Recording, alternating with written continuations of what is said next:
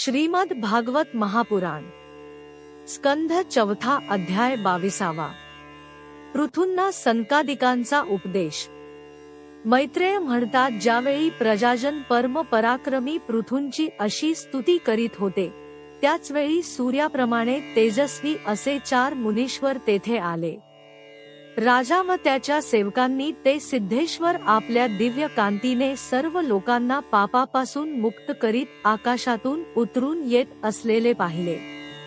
जसा विषयी जीव विषयांकडे ओढला जातो, त्याप्रमाणे संकादिकांचे दर्शन होताच राजाचे प्राण त्यांच्याकडे ओढले गेले आणि जणू काही त्यांना थांबविण्यासाठीच ते आपले सभासद आणि सेवक यांच्यासह एकदम उठून उभे राहिले.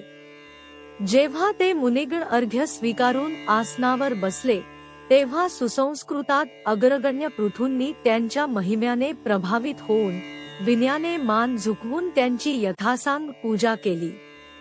नंतर त्यांचे चरणोदक आपल्या डोक्यावर शिंपडले. अशा प्रकारे शिष्टसंमत आचारांचा आदर आणि पालन करून त्यांनी सदाचारी लोकांनी कसे वागावे हेच दाखविले. संकादिक मुनीश्वर शंकरांचेही ज्येष्ठ बंधू होते. आपापल्या कुंडात अग्नी शोभून दिसतो, त्याप्रमाणे ते सुवर्ण सिंहासनावर शोभून दिसत होते. श्रद्धा व संयम यांनी युक्त असणाऱ्या पृथूने प्रेमपूर्वक त्यांना म्हटले. पृथू म्हणाले, मंगलमूर्ती मुनीश्वरांनो, आपले दर्शन योग्यांनाही दुर्लभ आहे. असे असून आपण स्वतः आपले दर्शन मला द्यावे, असे कोणते पुण्य माझ्या हातून घडले आहे? ज्याच्यावर ब्राह्मण किंवा गणांसहित श्रीशंकर किंवा श्रीविष्णू प्रसन्न होतील, त्याला इहलोकात किंवा परलोकात कोणती वस्तू दुर्लभ आहे? जरी समस्त लोकांमध्ये आपला संचार असला तरी पण अंधिकारी लोक आपल्याला पाहू शकत नाही.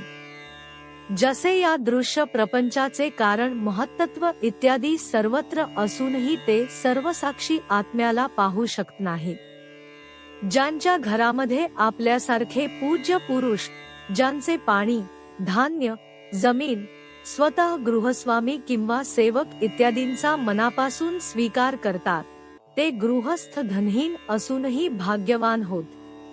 ज्यांच्या घरामध्ये कधी भगवत भक्तांच्या चरणोदकाचे थेंब पडले नाही, ते सर्व प्रकारच्या वृद्धिसिद्धींनी परिपूर्ण असले तरी ज्याच्यावर साप वास्तव्य करतात, अशा वृक्षांप्रमाणेच होत. मुनीश्वरांनो, आपले स्वागत असो. आपण बाल्यावस्थेपासूनच मुमुक्षूंच्या मार्गाने जात एकाग्र चित्ताने ब्रह्मचर्यादी महान व्रतांचे मोठ्या श्रद्धेने आचरण करीत आहात. हे स्वामींनो, आम्ही आमच्या कर्मांनुसार विपत्तींचे क्षेत्र अशा या संसारात पडलो असून फक्त इंद्रिय भोगांनाच पुरुषार्थ मानित आहोत. यातून आमच्या सुटकेचा काही उपाय आहे काय? आपल्याला खुशालीविषयी प्रश्न करणे योग्य नाही, कारण आपण नेहमीच आत्म्यामध्ये रममाण असता. बरे वाईट या बुद्धीच्या वृत्ती आपल्यामध्ये कधीच असत नाहीत. दुःखी जीवांचे हित करणाऱ्याही आपल्यावर विश्वास ठेवून मी आपल्याला हे विचारू इच्छितो की या संसारात मनुष्याचे कोणत्या उपायाने सुलभतेने कल्याण होऊ शकेल. जे अजन्मा भगवान नारायण आत्मवान पुरुषांमध्ये आत्मरूपाने प्रकाशित होतात आणि उपासकांच्या हृदयात आपले स्वरूप प्रगट करणारे आहे, ते आपल्या भक्तांवर कृपा करण्यासाठी आपल्यासारख्या सिद्ध पुरुषांच्या रूपाने या पृथ्वीवर भ्रमण करतात, हे निश्चित. मैत्रेय म्हणतात, पृथूंचे हे संयुक्तिक, गंभीर, मोजके आणि मधुर भाषण ऐकून श्री सनतकुमार प्रेमाने मंद हास्य करीत म्हणाले. श्री सनतकुमार म्हणाले, महाराज, आपणांस सर्व माहीत असूनही सर्व प्राण्यांच्या कल्याणाच्या दृष्टीने ही चांगली गोष्ट आपण विचारलीत. साधू पुरुषांची बुद्धी अशीच असते, हेच खरे आहे. सत्पुरुषांची संगत श्रोता आणि वक्ता अशा दोघांनाही प्रिय असते, कारण त्यांच्यात होणारी प्रश्नोत्तरे सर्वांचे कल्याण करतात. राजन, भगवंतांच्या चरणकमलांच्या गुणानुवादात तुमचे अविचल प्रेम आहे, हे निश्चित. सर्वांना हे प्राप्त होणे कठीण आहे.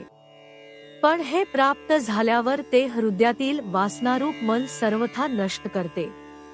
त्यामध्ये आत्म्यापासून भिन्न असलेल्या देहादिकांबद्दल वैराग्य निर्माण होणे आणि आत्मस्वरूप निर्गुण ब्रह्मामध्ये दृढ प्रेम असणे हेच कल्याणाचे साधन पूर्ण विचार करणाऱ्या शास्त्रात निश्चित केले गेले आहे. गुरु आणि शास्त्रवचनांवर विश्वास ठेवल्याने, भागवत धर्मांचे आचरण करण्याने, तत्वजिज्ञासेने, ज्ञानयोगाच्या निष्ठेने, योगेश्वर श्रीहरींच्या उपासनेने, नेहमी पुण्यकीर्ती भगवंतांच्या पवित्र कथा ऐकण्याने जे लोक धन आणि इंद्रियांच्या भोगातच रममाण झाले आहेत, त्यांच्या गोष्टींमध्ये प्रेम ठेवण्याने, त्यांना प्रिय असणाऱ्या पदार्थांचा संग्रहण करण्याने, भगवत गुणामृताचे पान करण्याखेरीज इतर वेळी आत्म्यामध्येच संतुष्ट राहून एकांतात राहण्याविषयी प्रेम ठेवण्याने, कोणत्याही जीवाला कष्ट देण्याने, निवृत्तीनिष्ठेने, आत्महिताचे अनुसंधान ठेवीत असताना श्रीहरींच्या पवित्र चरित्ररूप श्रेष्ठ अमृताचे आस्वादन करण्याने, निष्काम भावाने यमनियमांचे पालन करण्याने, कधीही कोणाचीही निंदान करण्याने, योगक्षेमासाठी प्रयत्नेन करण्याने, शीतोष्णादी द्वंद्वे सहन करण्याने, भक्तांच्या कानांना सुख देणाऱ्या श्रीहरींच्या गुणांचे वारंवार वर्णन करण्याने आणि वाढत जाणाऱ्या भक्तिभावाने मनुष्याला कार्यकारणरूप संपूर्ण जड प्रपंचाविषयी वैराग्य निर्माण होते आणि आत्मस्वरूप निर्गुण परब्रह्मामध्ये अनायासे त्याला प्रीती निर्माण होते. परब्रह्मामध्ये आत्यंतिक प्रेम निर्माण झाल्यावर पुरुष सद्गुरूंना शरण जातो. नंतर ज्ञान आणि वैराग्याच्या प्रबळ वेगामुळे वासनाशून्य झालेल्या अविद्या इत्यादी 5 प्रकारच्या क्लेशांनी युक्त अशा अहंकारात्मक आपल्या लिंगशरीराला तो लाकडातून प्रगट झालेला अग्नी नंतर त्याला जाळतो तसा जाळतो. अशा रीतीने लिंगदेहाचा नाश झाल्यावर तो त्याच्या कर्तृत्वादी सर्व गुणांपासून मुक्त होतो. नंतर जसे स्वप्नात निरनिराळे पदार्थ पाहूनही त्यातून जागे झाल्यावर त्याला त्यातील एकही पदार्थ प्रत्यक्ष दिसत नाही, तसे त्याला शरीराच्या बाहेर दिसणारे आणि अंतःकरणात अनुभवाला येणारे पदार्थ दिसत नाहीत. ही स्थिती प्राप्त होण्याच्या अगोदर हे पदार्थ जीवात्मा आणि परमात्मा यांच्यामध्ये राहून त्यांच्यामध्ये भेद दाखवित होते. जोपर्यंत अंतःकरणरूप उपाधी असते तोपर्यंत पुरुषाला जीवात्मा, इंद्रियांचे विषय आणि या दोघांचा संबंध प्रस्थापित करणारा अहंकार याचा अनुभव येतो, त्यानंतर नाही. बाह्य जगातही आपण असे पाहतो की पाणी, आरसा इत्यादी निमित्तामुळेच आपले बिंब आणि प्रतिबिंब असा भेद दिसतो, इतर वेळी नाही. विषयचिंतनात मग्न असणाऱ्याचे मन विषयांकडे ओढ असणाऱ्या इंद्रियांकडून जेव्हा आपल्याकडे ओढून घेतले जाते, तेव्हा जसे सरोवराच्या काठावर उगवलेले गवत आपल्या मुळातून त्याचे पाणी शोषून घेते, तसे ते मन बुद्धीची विचारशक्ती आटवते. विचारशक्ती नष्ट झाल्यावर स्मृती राहत नाही आणि स्मृतीचा नाश झाल्यावर ज्ञान शिल्लक राहत नाही. या ज्ञानाच्या नाशालाच पंडित लोक आपणच आपला नाश करणे असे म्हणतात. आत्म्यामुळेच इतर पदार्थांमध्ये प्रेम असल्याचा बोध होतो. त्या आत्म्याचा आपल्यामुळेच नाश झाल्याने स्वार्थांची जी हानी होते, तिच्या एवढी मोठी अन्य कोणतीच हानी या लोकात नाही. धन आणि इंद्रियांच्या विषयांचे चिंतन करणे हे मनुष्याच्या सर्व प्रकारच्या पुरुषार्थाचा नाश करणारे आहे. कारण यांच्या चिंतनाने तो ज्ञान आणि विज्ञानापासून भ्रष्ट होऊन स्थावर योनींमध्ये जन्म घेतो. म्हणून ज्याला अज्ञानांधकारातून बाहेर पडावयाचे आहे, त्या पुरुषाने विषयांमध्ये कधीही आसक्ती ठेवता कामा नये. कारण ती धर्म, अर्थ, काम आणि मोक्ष यांच्या प्राप्तीला अत्यंत बाधक ठरणारी आहे. या 4 पुरुषार्थांमध्ये मोक्ष सर्वश्रेष्ठ समजला जातो, कारण अन्य 3 पुरुषार्थांना काळाचे भय नेहमी लागलेले असते. प्रकृतीमध्ये गुणक्षोभ झाल्यानंतर जितके काही उत्तम आणि अधम पदार्थ प्रगट झाले आहेत, त्यांपैकी टिकून राहील असा एकही नाही. कारण काल या सर्वांचे अस्तित्व नाहीसे करतो. म्हणून राजा जो भगवान देह, इंद्रिय, प्राण, बुद्धी आणि अहंकाराने वेढलेल्या सर्व स्थावरजंग प्राण्यांच्या हृदयांमध्ये जीवांचा नियामक, अंतर्यामी आणि आत्मरूपाने सर्वत्र प्रत्यक्ष व अप्रत्यक्ष प्रकाशित होत आहे, त्यालाच तू तो मीच आहे असे जाणून घे. ज्याप्रमाणे माळ आहे असे ज्ञान झाल्यावर त्यात सर्पबुद्धी राहत नाही, त्याचप्रमाणे विवेक आल्यावर ज्याचा कुठेही पत्ता लागत नाही, असा हा मायामय प्रपंच ज्यामध्ये कार्यकार रूपाने प्रतीत होतो आणि जो स्वतः कर्मफलक्लुषित प्रकृतीच्या पलीकडे आहे, त्या नित्यमुक्त निर्मल आणि ज्ञानस्वरूप परमात्म्याला मी प्राप्त होत आहे. संत ज्यांच्या चरणकमलांच्या बोटाच्या किंचितशा छटेचे स्मरण करून कर्मामुळे तयार झालेल्या अहंकार रूप हृदयग्रंथीला छिन्नविच्छिन्न करून टाकतात, तसे सर्व इंद्रियांचा प्रत्याहार करून आपले अंतःकरण निर्विषय करणारे संन्यासी सुद्धा करू शकत नाही. अशा त्या सर्वांचा आश्रय असणाऱ्याही वासुदेवाचे तू भजन कर. जे लोक मन आणि इंद्रियरूप मगरींनी भरलेला हा संसारसागर योग इत्यादी अवघड साधनांनी पार करू इच्छितात, त्यांना तसे करणे कठीण आहे, कारण त्यांना नावाडी म्हणून श्रीहरींचा आश्रय नाही. म्हणून तू भगवंतांच्या आराधनीय चरणकमलांची नाव बनवून सहजपणे हा अवघड सागर पार कर. मैत्रेय म्हणतात, ब्रह्मदेवाचे पुत्र असणाऱ्या आत्मज्ञानी सनतकुमारांकडून अशा प्रकारे आत्मतत्वाचा उपदेश मिळवून महाराज पृथू त्यांची अतिशय प्रशंसा करीत म्हणाले. पृथू म्हणाले, भगवन दीनदयाळ श्रीहरींनी माझ्यावर अगोदरच कृपा केली होती, तिचे फळ देण्यासाठी आज आपले आगमन झाले आहे.